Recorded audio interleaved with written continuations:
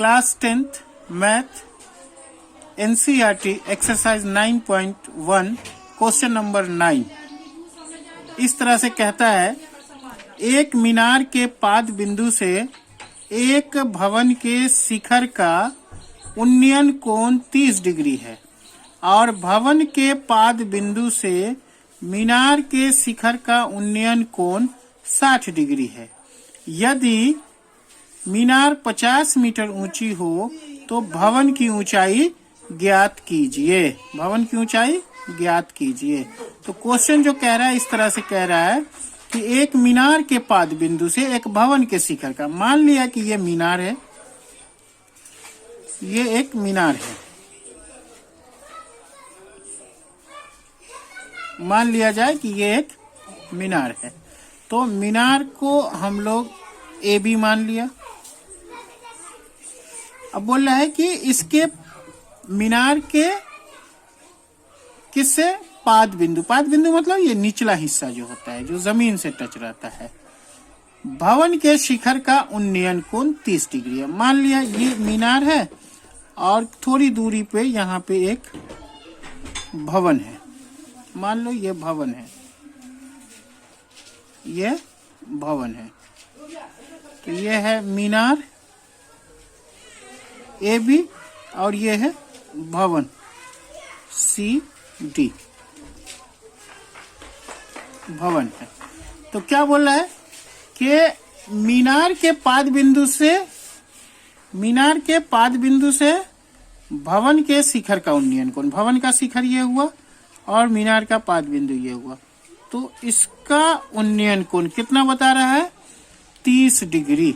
देख लो 30 डिग्री। और भवन के पाद बिंदु से मीनार के शिखर का उन्नयन कोण, भवन का पाद बिंदु ये हुआ और मीनार का शिखर ये हुआ, इसका उन्नयन कोण बता रहा है ऐसे 60 डिग्री। इसमें एक चीज और दिया हुआ है, यदि मीनार 50 मीटर ऊंचा है। अब मीनार की ऊंचाई दे दिया है, मतलब यहां से लेके यहां तक जो मीनार है इसकी ऊंचाई दिया हुआ है कितना? 50 मीटर। तो भवन की ऊंचाई ज्ञात कीजिए। हमें निकालना किसकी ऊंचाई है? ये सी डी, भवन को। तो यहाँ पे हम तो उसी तरह से लिखेंगे, माना ए बी एक मीनार है और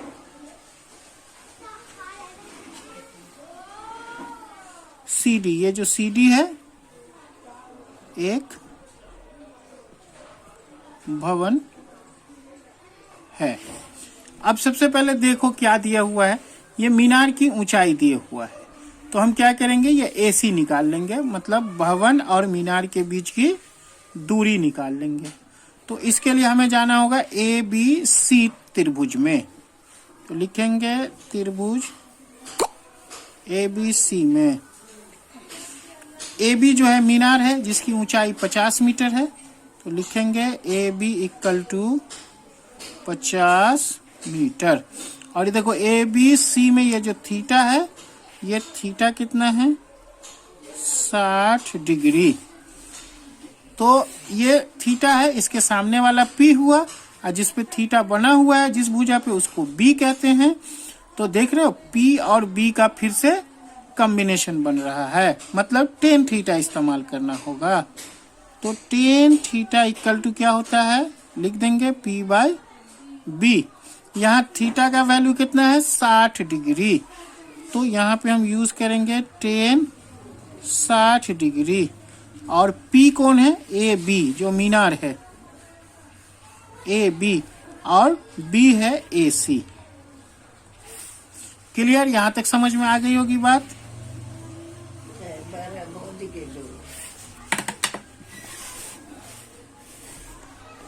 अब क्या करेंगे, tan 60 का वैल्यू डालेंगे।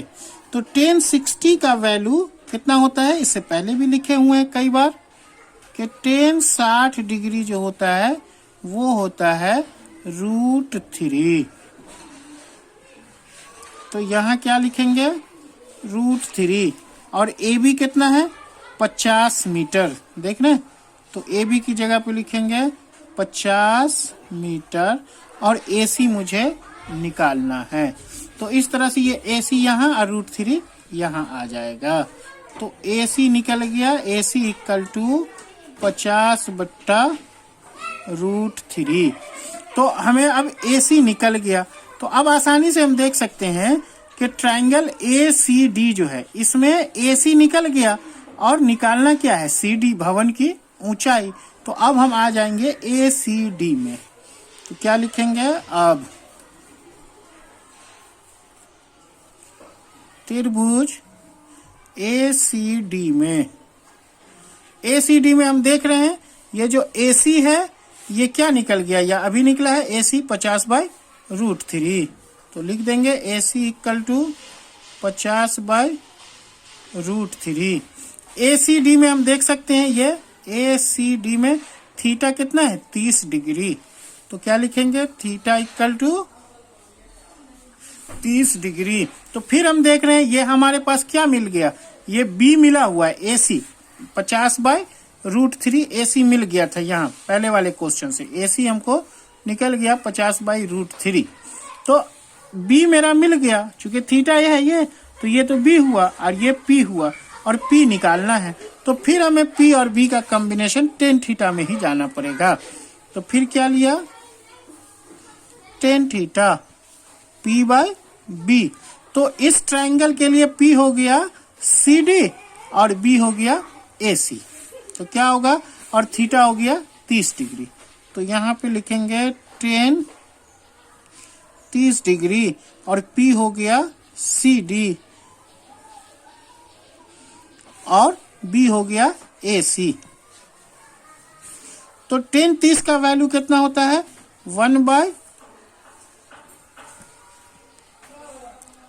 10 30 डिग्री इक्वल टू हो गया पी की जगह पे सी डी और बी की जगह पे ए सी। तो 10 30 का वैल्यू होगा 1/√3। ये हम लोग जानते हैं, ये आपको याद भी करना पड़ेगा। सारा वैल्यू किताब में पेज नंबर 204 में, हिंदी मीडियम 204 नंबर पेज में ये सारा वैल्यू मिल जाएगा। तो 10 30 डिग्री सी डी बाई ए सी।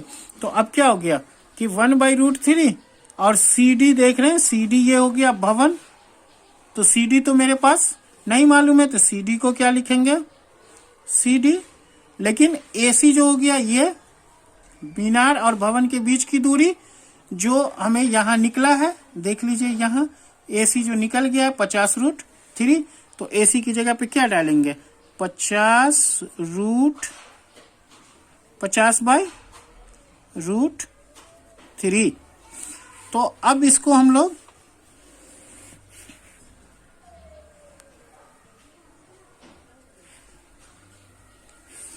तो सी डी हो गया और ए सी की जगह पे हो गया 50/√3 जो यहां से मिला 50/√3।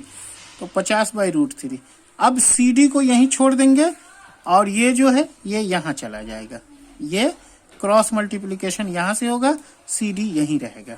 तो क्या हो जाएगा कि 50 अब /√3। तो /√3 ये वाला 50/√3 और नीचे पहले से एक √3 था तो उसको लिखेंगे √3 इक्वल टू सी डी। तो 50/√3 ये वाला 50/√3।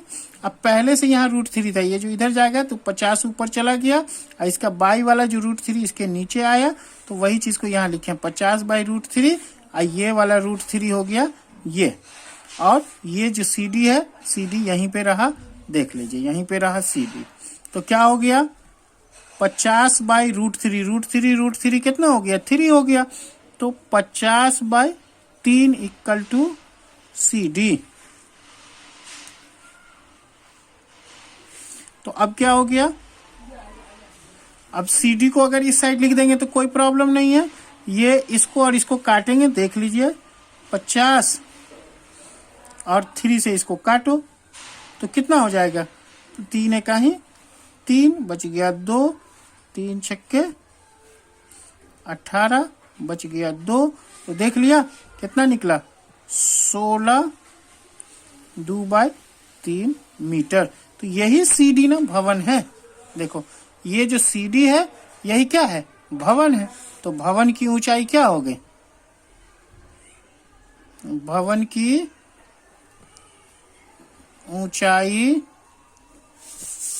CD equal to 16/2/√3 metre. यही मेरा आंसर हो गया। इसको इस तरह से भी लिख सकते हैं, जब हम काटेंगे तो 16.6 मीटर ऐसे भी आ सकता है आंसर।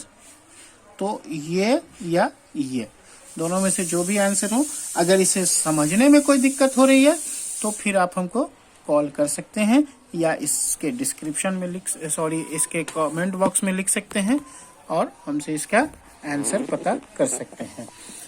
जो भी प्रॉब्लम हो वो पता कर सकते हैं। तो ये क्वेश्चन है, अब इसका आंसर आप आसानी से लिख लीजिए और फिर सब्सक्राइब करें। और अगली वीडियो, चूंकि सब्सक्राइब करेंगे तो अगली वीडियो आसानी से आप तक पहुंचेगी और आपका मैथ अच्छा होता चला जाएगा।